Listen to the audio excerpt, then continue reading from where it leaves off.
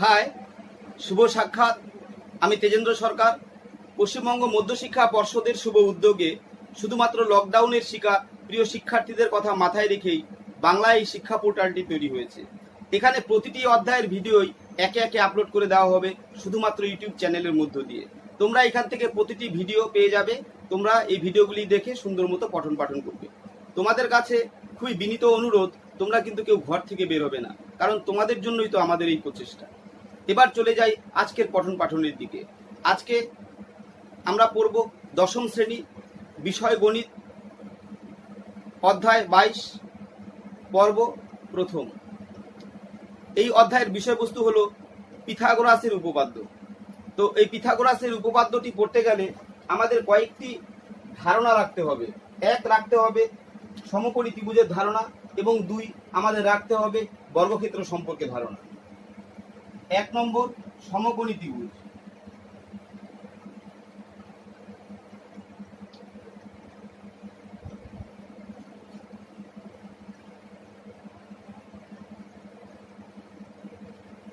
সমকোণী ত্রিভুজের ক্ষেত্রে আমরা বলবো সমকোণী ত্রিভুজ কাকে বলে? যে ত্রিভুজের একটি কোণ সমকোণ, অর্থাৎ 90 ডিগ্রি, তাকে সমকোণী ত্রিভুজ বলবো। চিত্রে কোণ এ বি সি সমান সমান 90 ডিগ্রি, অর্থাৎ এক সমকোণ, তাই এই ত্রিভুজটিকে আমরা সমকোণী ত্রিভুজ বলছি। এবার সমকোণ সংলগ্ন যে দুটি বাহু আছে, সেই বাহু দুটির একটিকে আমরা লম্ব বলবো, অপরটিকে ভূমি বলবো। এটি যদি ভূমি হয়, এটি লম্ব। এখন সমকোণের বিপরীত বাহুকে অতিভুজ বলে।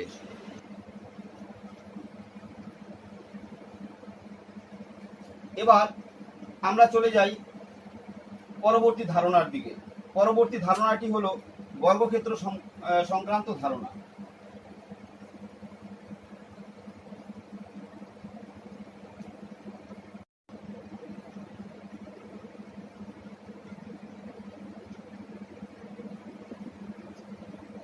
যে চতুর্ভুজের 4টি বাহুই পরস্পর সমান এবং প্রত্যেকটি কোণের মান 90 ডিগ্রি, অর্থাৎ এক সমকোণ, তাকে আমরা বর্গক্ষেত্র বলছি। এই যে চতুর্ভুজ, এই চতুর্ভুজের 4টি বাহুরই দৈর্ঘ্য সমান। এই চতুর্ভুজকে আমরা বলছি বর্গক্ষেত্র, কারণ এই চতুর্ভুজের প্রত্যেকটি কোণের মান 90 ডিগ্রি এবং প্রত্যেকটি বাহু সমান। সীমাবদ্ধ যে অঞ্চল আমরা পাই, এই অঞ্চলটি কিন্তু এই বর্গক্ষেত্রের ক্ষেত্রফল। এর ভিতরে যতটুকু জায়গা আছে এই বাহু দ্বারা সীমাবদ্ধ। তো এখন কথা হচ্ছে, এই বর্গক্ষেত্রের মধ্যে আমাদের এই ধারণাটা মনে রাখতে হবে যে বর্গক্ষেত্র এর ক্ষেত্রফল সমান সমান বাহু স্কয়ার। বাহু এখানে প্রত্যেকটি বাহুই সমান, এবি সমান বিসি সমান সিডি সমান ডিএ। সে কারণে আমরা যে কোনো একটি বাহু লিখতে পারি, এখানে এবি লিখতে পারি, এবি স্কয়ার হয়ে গেল এই বর্গক্ষেত্রের ক্ষেত্রফল। যে কোনো একটি বাহু স্কয়ার করলেই হবে, কারণ 4টি বাহুই সমান, 4টি বাহুর দৈর্ঘ্যই সমান। এবার আমরা চলে যাই উপপাদ্যের দিকে। এই উপপাদ্যটিতে বলেছে, উপপাদ্যটি হলো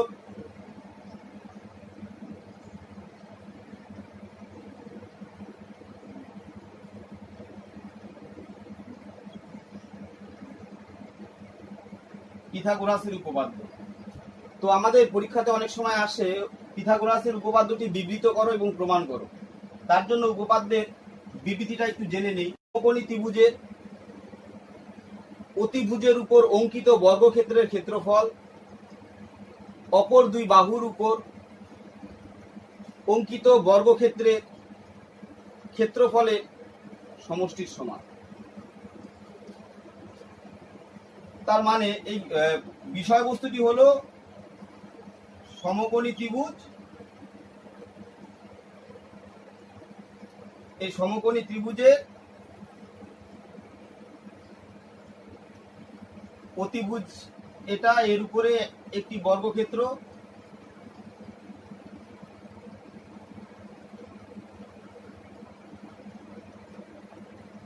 এই বর্গক্ষেত্রের যা ক্ষেত্রফল আছে অপর দুই বাহুর উপর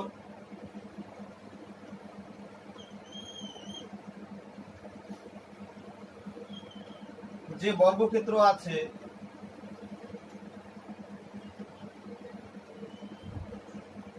এই বর্গক্ষেত্র দুটির ক্ষেত্রফল যোগ করলে পরে এই বর্গক্ষেত্রের ক্ষেত্রফল পেয়ে যাব ABC। এখন কথা হলো বর্গক্ষেত্রের ক্ষেত্রফলের ফর্মুলা, এই বর্গক্ষেত্রের একটি বাহু AB, তাই এই বর্গক্ষেত্রের ক্ষেত্রফল AB স্কয়ার। এই বর্গক্ষেত্রের একটি বাহু AC, তাই এই বর্গক্ষেত্রের ক্ষেত্রফল AC স্কয়ার। এই বর্গক্ষেত্রের একটি বাহু BC, তাই এই বর্গক্ষেত্রের ক্ষেত্রফল BC স্কয়ার। BC square. এখন বলেছে এই AC স্কয়ার সমান সমান এই ক্ষেত্রফল সমান সমান এই ক্ষেত্রফল যোগ এই ক্ষেত্রফল, তার মানে AC স্কয়ার সমান সমান AB square plus BC square.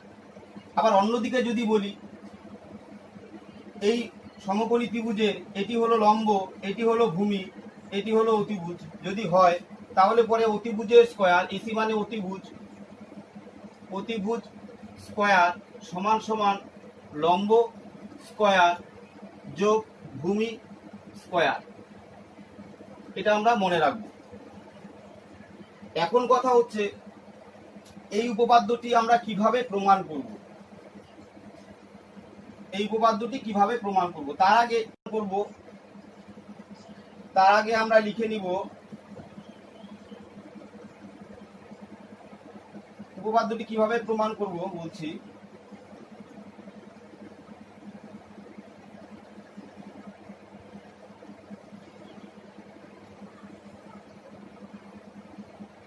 যা বলা আছে সেটা লিখে আগে। প্রদত্ত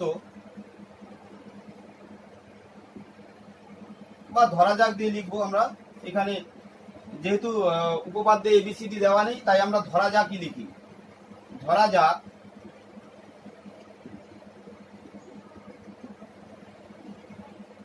ABC ত্রিভুজের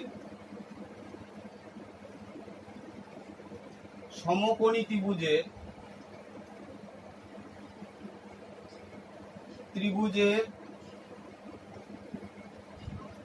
কোণ CAB সমান সমান এক সমকোণ।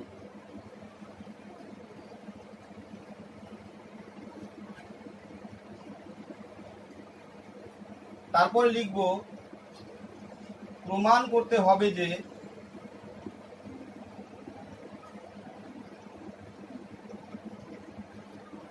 BC স্কয়ার সমান সমান AB square plus AC square.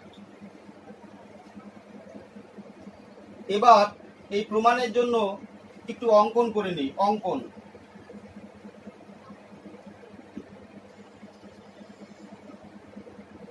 সমকৌণিক বিন্দু, এটা সমকোণী ত্রিভুজ, এই সমকোণী ত্রিভুজের সমকৌণিক বিন্দু A থেকে BC এর উপর একটি লম্ব টানা হলো, নাম দিলাম D। এবার লিখি ABC ত্রিভুজ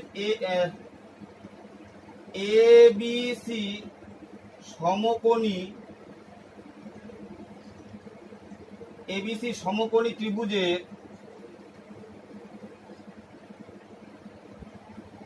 সমকৌণিক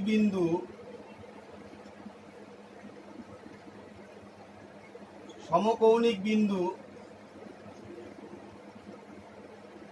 A থেকে BC এর উপর AD লম্ব টানা হলো।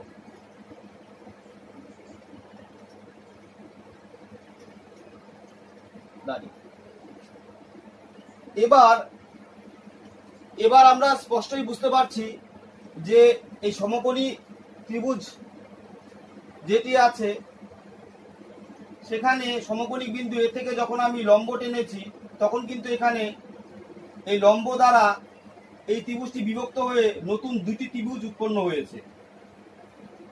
প্রথমে একটি ত্রিভুজ ছিল বড় ত্রিভুজ, তারপরে বিভক্ত হওয়াতে আরো দুটি ত্রিভুজ, মোট এখানে তিনটি ত্রিভুজ কিন্তু পাওয়া গেল। সেই ধারণাটা একটু দিয়ে দেই তোমাদের, বুঝতে সুবিধা হবে। তোমরা রাখেও যদি এই ধরনের ছবি এঁকে রাখো তাহলে প্রমাণ করতে অনেকটাই সুবিধা হবে।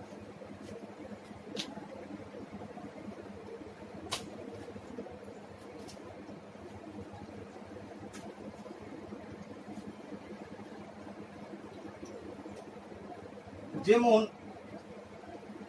এবিসি, এই ত্রিভুজটি আমি এখানে রাখলাম। এই ত্রিভুজটি যখন দুটো বিভক্ত হয়ে গেল তখন এ ডি বি একটি ত্রিভুজ, সেই ত্রিভুজকে আমি এখানে রেখে দিলাম, এভাবে রাখলাম। ও ত্রিভুজটাকে নিচের দিকে। আবার যখন এ ডি সি ত্রিভুজটা পেলাম, সেই ত্রিভুজকে তখন আমরা এইভাবে রাখতে পারি। প্রত্যেকটার ক্ষেত্রেই আমরা অতিভুজটাকে নিচের দিকে রেখেছি। এই ত্রিভুজের তিনটি বাহু আছে, যে এ বি সি বিভক্ত করার পরে লম্ব দ্বারা যে মোট তিনটি ত্রিভুজ হলো, সেই তিনটি ত্রিভুজের বড় ত্রিভুজ এটি, তারপরে এই ত্রিভুজটি এই যে আর এই একদম ছোট ত্রিভুজটি এখানে আছে। এবার আমরা প্রমাণে যাই।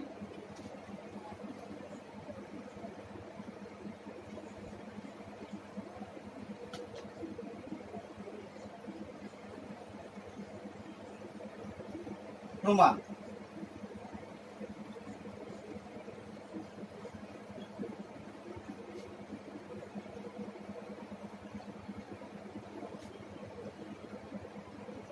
যেহেতু সমকোণী ত্রিভুজ এ বি সি এর সমকৌণিক বিন্দু এ থেকে বিসি এর উপর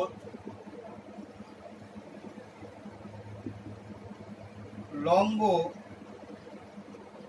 এডি, সুতরাং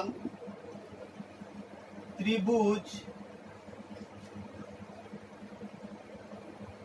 সুতরাং এই যে তিনটি ত্রিভুজ পেলাম, এই ছোট ত্রিভুজটি বড় ত্রিভুজের সঙ্গে, এই ছোট ত্রিভুজটি বড় ত্রিভুজের সঙ্গে সদৃশ, মানে এইটি এই বড় ত্রিভুজটার সাথে সদৃশ। আবার এইদিকে যে ত্রিভুজটা আছে, এই ত্রিভুজটা এখানে, তাহলে এই ত্রিভুজটিও আবার এই বড় ত্রিভুজটির সাথে কিন্তু সদৃশ। সুতরাং লম্ব, সুতরাং ত্রিভুজ বিএডি ও ত্রিভুজ, এখান থেকে শুরু করি ভাই, বিএডি ত্রিভুজ বিসিএ এ সদৃশ। এই দুটি ত্রিভুজ যদি সদৃশ হয় লম্ব, সুতরাং এই ত্রিভুজ দুটি সদৃশ। এই দুটি ত্রিভুজ সদৃশ হলে আমরা লিখতে পারি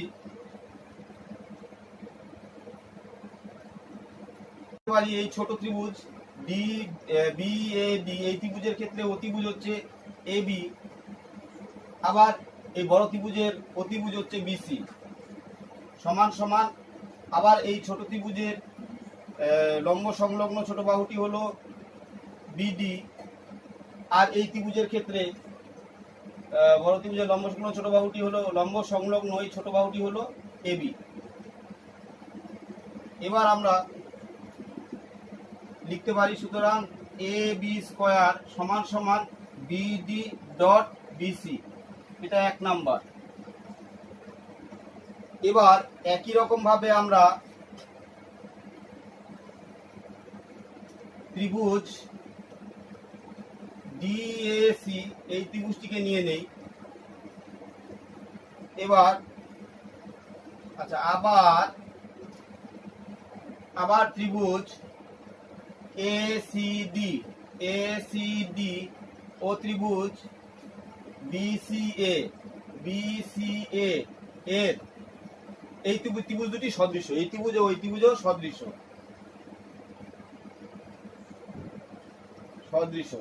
সুতরাং আমরা লিখতে পারি এই ত্রিভুজের অতিভুজ এসি বড় ত্রিভুজের অতিভুজ বিসি সমান সমান এই ত্রিভুজের এই ডিসি বাহু সমান সমান এই ত্রিভুজের এসি বাহু। সুতরাং এসি স্কয়ার সমান সমান বিসি ডট ডিসি, এটাকে 2 নম্বর। এবার সমীকরণ 1 ও 2 আমরা পেয়ে যাচ্ছি। সমীকরণ 1 ও 2 যোগ করব। এখন সমীকরণ 1 ও 2 যোগ করে পাই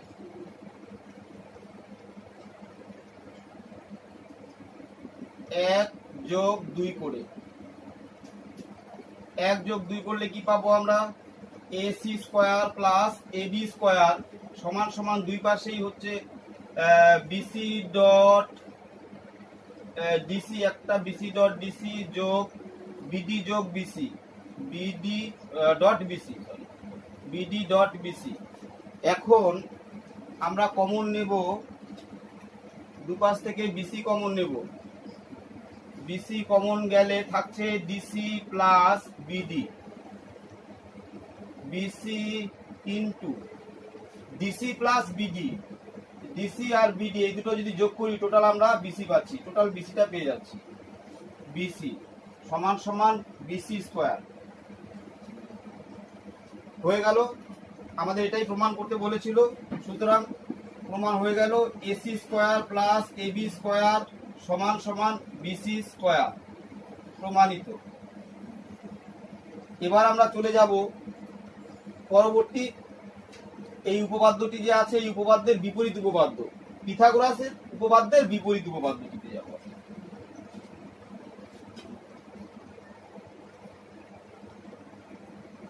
পিথাগোরাসের উপপাদ্যের বিপরীত উপপাদ্যটি খুবই সহজ, একবার দেখলেই হয়ে যাবে।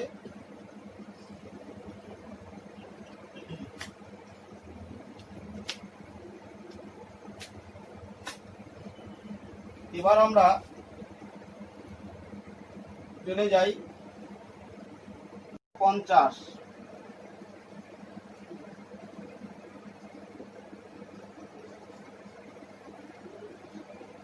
এই উপপাদ্যে বলেছে কোন ত্রিভুজের যে কোনো একটি বাহুর উপর অঙ্কিত বর্গক্ষেত্রের ক্ষেত্রফল অপর দুই বাহুর উপর অঙ্কিত বর্গক্ষেত্রের ক্ষেত্রফল দ্বয়ের সমষ্টির সমান হলে প্রথম বাহুর বিপরীত কোণটি সমকোণ হবে, অর্থাৎ 90 ডিগ্রি হবে। তাহলে আমরা কি লিখব একটু বলে নিই। লিখব, ধরা যাক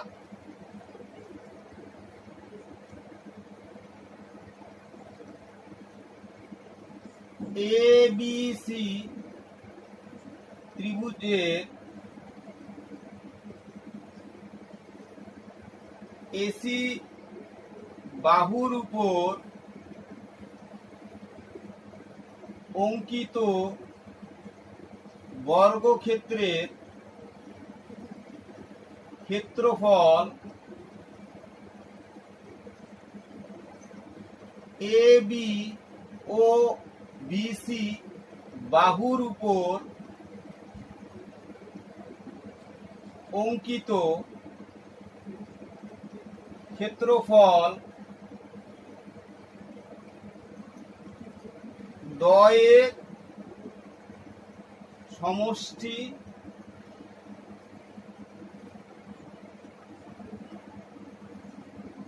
সমান। অর্থাৎ এসি স্কয়ার সমান সমান AB square plus BC square, এতটুকু বলা আছে, প্রদত্ততে লিখে দিলাম। এবার কি প্রমাণ করতে হবে? প্রমাণ করতে হবে যে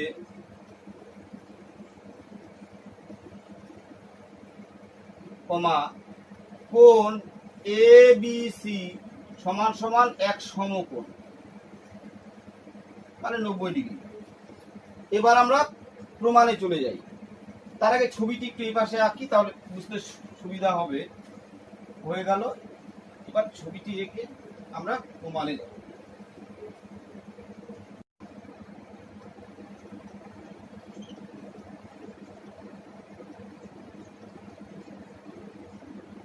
এই ত্রিভুজটি যেটি ছিল চিত্রে সেটি এবিসি, আর এখানে এটার সমান অপর একটি ত্রিভুজ আমরা আঁকবো, তারপরে প্রমাণটি করব।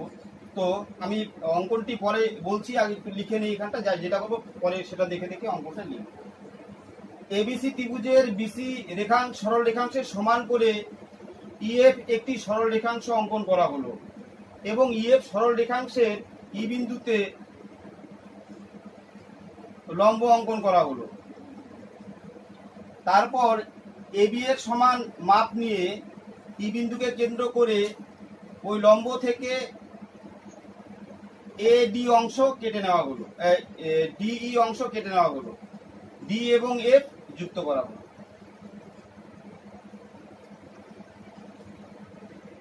এবার আমরা যা করেছি লিখি এখানে অঙ্কনে।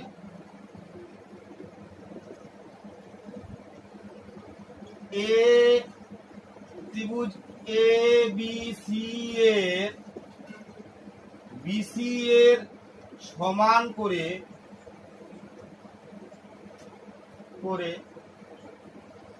ইএফ সরল রেখাংশ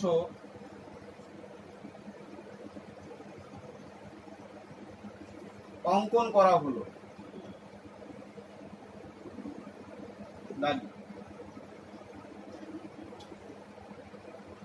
এবার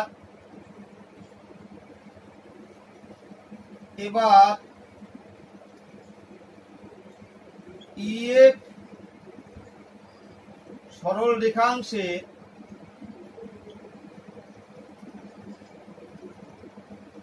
ই বিন্দুতে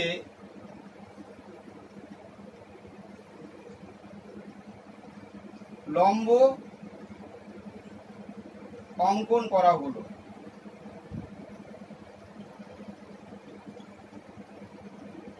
লম্ব অঙ্কন করেছি।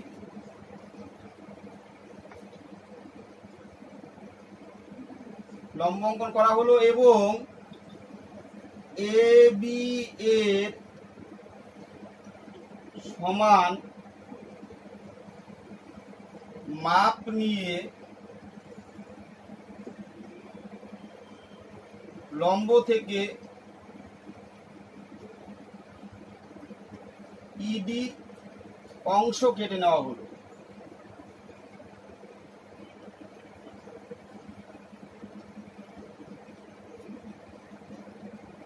এখন যাব আমরা প্রমাণে।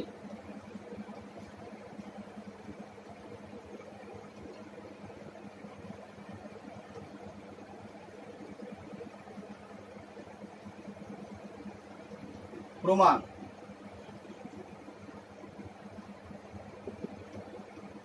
যেহেতু ত্রিভুজ এ বি সি এর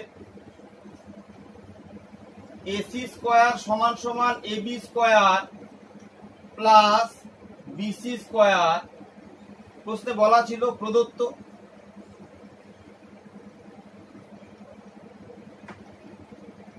এবির মাপ নিয়ে আমরা এঁকেছি ডিই, তো DE square plus BC, BC এর মাপ নিয়ে এঁকেছি ইএফ, তাই ইএফ স্কয়ার সমান সমান এটা স্কয়ার প্লাস এটা স্কয়ার মানে ডিএফ স্কয়ার।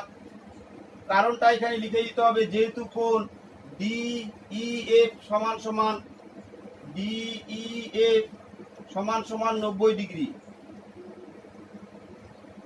কারণ এটা সমকোণী ত্রিভুজ হয়ে গেছে। সেক্ষেত্রে পিথাগোরাসের প্রথম সূত্র অনুযায়ী, উপপাদ্য অনুযায়ী আমরা এটা লিখতে পারি, লম্ব স্কয়ার যোগ ভূমি স্কয়ার সমান সমান অতিভুজের স্কয়ার হয়ে গেল।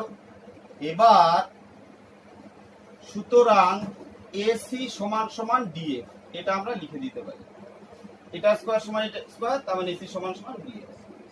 এবার সমকোণী ত্রিভুজ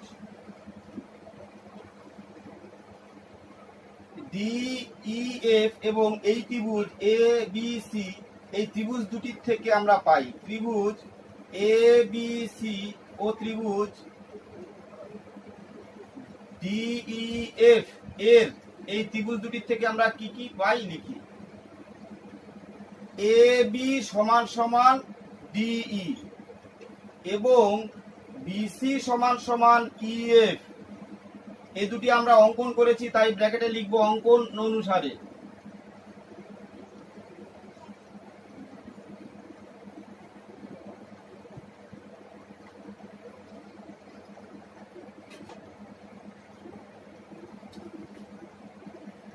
এবং আমরা প্রমাণ করেছি এসি সমান সমান ডিএফ, এসি সমান সমান ডিএফ, এটা প্রমাণ করেছি, তাই প্রমাণিত। তিনটি বাহু পেয়ে গেলাম, বাহু বাহু বাহু, তার মানে এই দুটি ত্রিভুজ, তিন জোড়া বাহু সমান যখন এই দুটি ত্রিভুজের, তার মানে এই দুটি ত্রিভুজ সর্বসম। সুতরাং ত্রিভুজ এ বি সি সর্বসম, চিহ্ন দিয়ে দিলাম। ত্রিভুজ ডিইএফ, এই ত্রিভুজ দুটি সর্বসম হয়ে গেল। এবার এই ত্রিভুজ দুটি যদি সর্বসম হয়, তাহলে আমরা লিখতে পারি কোণ এ বি সি সমান কোণ ডিইএফ সমান সমান 90 ডিগ্রি। এই দুটি কোণ সমান, এই দুটি কোণ সমান হয়ে গেল, প্রত্যেকে কিন্তু 90 ডিগ্রি করে। সুতরাং কোণ এ বি সি সমান সমান 90 ডিগ্রি, অর্থাৎ এক সমকোণ। আমাদের প্রমাণ হয়ে গেল, প্রমাণিত।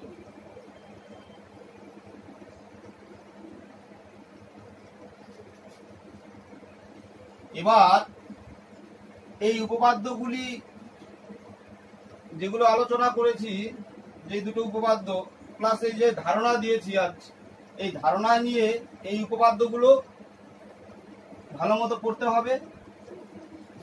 উপপাদ্য করার পরে আমরা প্রয়োগে চলে যাব, সেই প্রয়োগগুলো তোমরা খুব ভালো মতো করবে। তো আজকে শুধুমাত্র উপপাদ্য নিয়ে এই পর্বে আলোচনা করছি, এরপরে পরবর্তী পর্বে আমরা প্রয়োগ নিয়ে আলোচনা করব। তো আজকে এখানেই রাখছি, তোমরা সবাই ভালো মতো পড়াশোনা করো, কেউ ঘর থেকে বের হবে না।